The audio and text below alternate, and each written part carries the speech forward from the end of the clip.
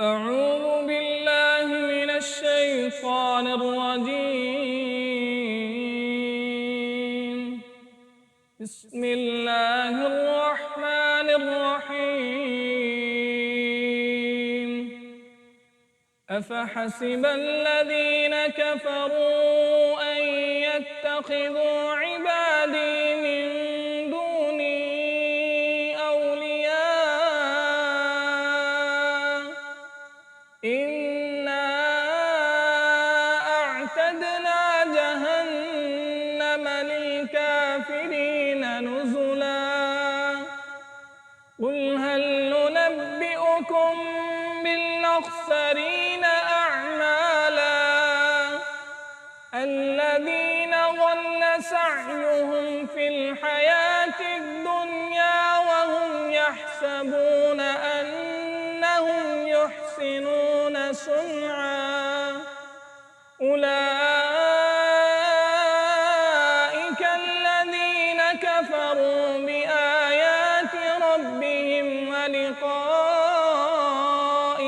فحبطت أعمالهم فلا نقيم لهم يوم القيامة وزنا ذلك جزاؤهم جهنم بما كفروا واتخذوا آياتي ورسلي هزوا إن الذين آمنوا وعملوا الصالحات كانت لهم جنات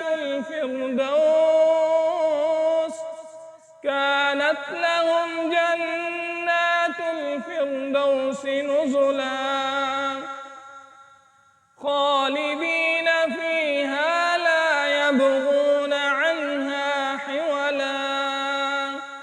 قل لو كان البحر مدادا لكلمات ربي لنفد البحر قبل أن تنفد كلمات ربي ولو جئنا بمثله مددا قل إنما أنا بشر مثلكم يوحى إلي أنما إلهكم إله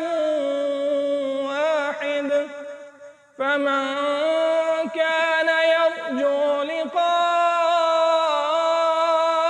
ربه فليعمل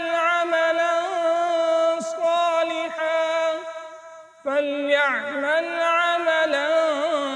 صالحا ولا يشرك بعبادة